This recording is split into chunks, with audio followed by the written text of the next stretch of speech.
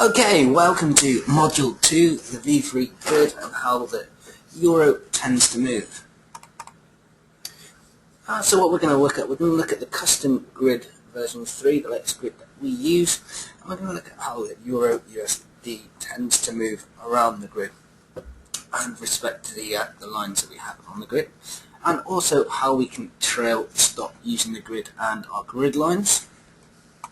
So let's have a look at the 1 minute chart. So we've got all our indicators on here. What I'm going to do is just take off our other indicators for a moment to avoid confusion. We'll just have a look at the grid on its own. So this is the custom grid. Let's get ourselves back.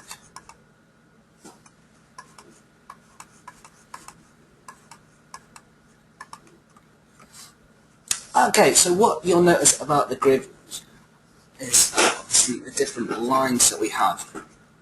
Now each red line, the dotted ones and the thick red lines, are 10 pips apart, and they're on the round numbers. So we've got 7, 90, 80, 70, 60 and so forth, and that grid goes all through on the chart, showing each unit of 10.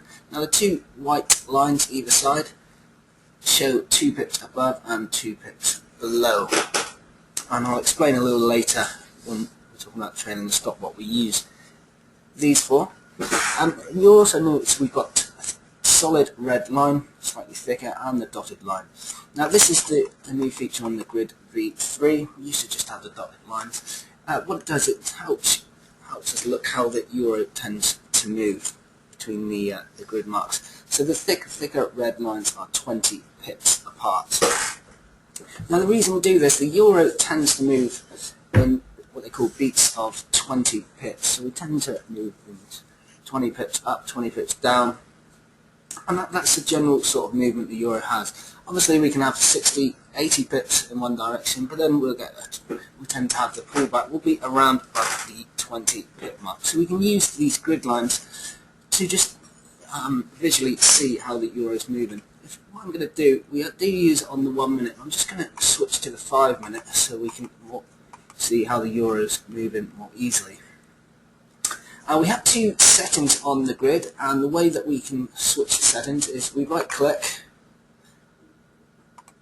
highlight the indicators and our grid, and then right down the bottom it's got highlight 1, and we can change that to highlight 2. Now what this does, we will speak in the room if we're looking at changing the grid. We want to look at recent highs and lows, and if the highs and lows have been reacted more on the solid red lines, we'll leave the grid on the setting. For most of this year, 2013 so far, we've used setting 1. Now all setting 1 means is that each solid red line will just be on the odd units of 10. So we've got 810, 830, 850, 870, 890, and so forth. So there'll be 20 pip gaps, and it will all be on the odd units of 10. Now if we switch this to 2,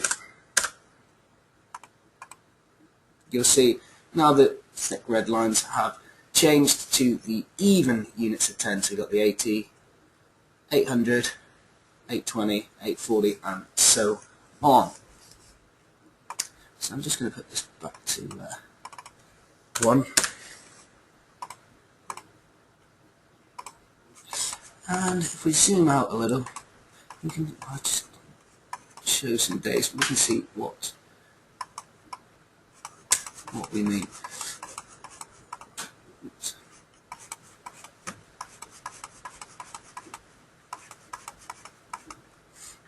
So there's a good example here. So we can see we're getting some sort of reaction around each grid line. We're moving up 20 pips there, and then we move to the next grid line, and we're coming back down again, crossing through the grid line and to this where we pull back 20, and then we come down 40, up 40 again, and you see we're getting some sort of slight resistance and support on these lines. Again, moving up to 20 before coming down 20 and down to the next grid line. What we also tend to look for is when we get a reversal trade. So when we're looking at price to change direction, and we start to get the confirmation. Once we've hit that midline, we know there's a good chance that our trade's going to at least move to the next red line. So when we're timing our trades with our indicators, which we'll look at in the next module, we know we've got natural goals that we can look for, which are each unit of 20, and we'll also talk about when to hold. But each grid line we can look to target. So if we have a reversal from here and we're breaking through the next one, we know our next target for 40 pips can be this line here, and so on. When we catch a reversal from this line, as we broke straight through here, we can then naturally target the next grid line. So we can look for moves of 20 to 40 pips, and you will see quite often when markets are even in choppier conditions, like early on in the morning on the 4th there, you can see we're bouncing between our grid lines quite nicely, and it just helps visually show us how the euro is moving, so we can get an idea where price is going next. And in conjunction with our indicators, it gives us a good chance of at least getting to the next grid line. And we can also see that they do get used as minor support and resistance. When we look at the hourly charts in the later module also, we'll look at tying this in with potential support and resistance. So we're looking at rejections and turning points using our grid lines along with support and resistance from the hourly. But it's a great tool just to visually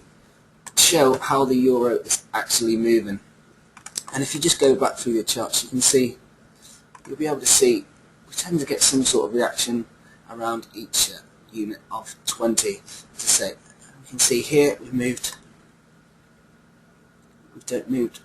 100 pips actually without any sort of retrace, but when we did get the retrace the first time, we got a retrace of a full 20 pips before again moving down another 40 pips and then coming up. You can see how these lines are used as minor support and resistance, so it does help us visually to see how the euro is moving and where the price is likely to go to next when we start to change direction. And it just helps us with natural targets as well as entries. So I like to use the actual grid lines for our entries, and we also like to use the grid lines for stops. We'll go into the actual entries on the next module, but I do want to talk about how we trail the stop with our grid lines. Now let's say for argument's sake that we have entered a trade at this point, and we can see the market started to strongly move down in the favour. Now what I look to do is when we first cross the first grid line, so if we've got an entry around this line, initially we'll be looking to have our stop just above the previous grid line, or right around as close as we can get to the grid line using a 10-pip stop.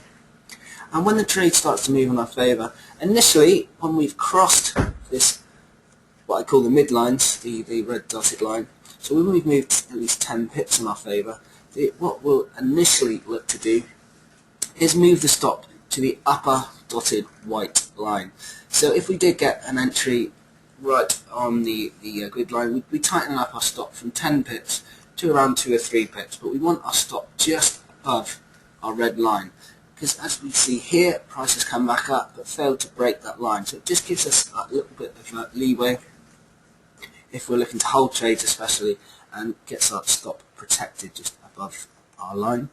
And then what we're going to look to do, once we've hit the first grid line, depending on the market and price action and how quickly we start to move, we may well just be targeting for the 20 from one grid line, but if our indicators are in our favour, which as I say we'll go into in another module, once we start to cross through the grid lines, we're going to hold for at least the next line. And if price starts to strongly move down in our favour, this is the way that we can actually trail the stop. So initially the first line, the midline, we move the stop to the dotted white line above our entry. So in this case it might just be lessen our risk to 2 or 3 pips. Once we've broke through this grid line, then we're going to move the stop to the next dotted white line, which would be locking in somewhere around about 8 pips. and so on. Each time we close, it's very important that we close and not just touch the lines. So each time we close, we're going to drop the stop to the next white line. Again here, so we'd be dropping the stop to this white line. And again, this area, we've just got the close under that, so that's likely, if we were trailing the stop, where we'd end up getting stopped out of that trade. So trailing the stop there would have produced around about 48 pips, somewhere around that mark. And you'll see in much stronger movement markets, we can trail the stop very successfully by moving below our grid lines one at a time. So again, if we'd have taken a long from this position, initially once we hit the midline, we're going to move our stop to this area here, so possibly just cut into 2 or 3 pips risk, and then once we get a close above our red line here,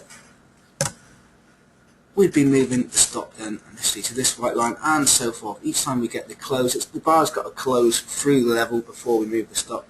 We'd then be at this point when we closed, moving the stop here and so forth. Once we get the close above that line there, we'd have moved the stop to this point. So giving it a total again that of over 50 pips by trailing the stop. But we only look to trail the stop when we're starting to move through our levels in a quicker move, in a faster moving market. We can look to trail the stop, but it's a good way of locking in profits. But as I say, what we'll do, we'll time it with our indicators, which we'll show in the next module. And if we start to get a possible reversal criteria, or looking at the hourly chart, we'll obviously look to take profits at our level. But in a fast moving market, that's how we can make more pips profit, especially if we manage to get a couple of positions in, as we can trail the stop and keep moving the stop in our favour. And we'll occasionally get moves at 80 to 90 pips trailing a stop in this way.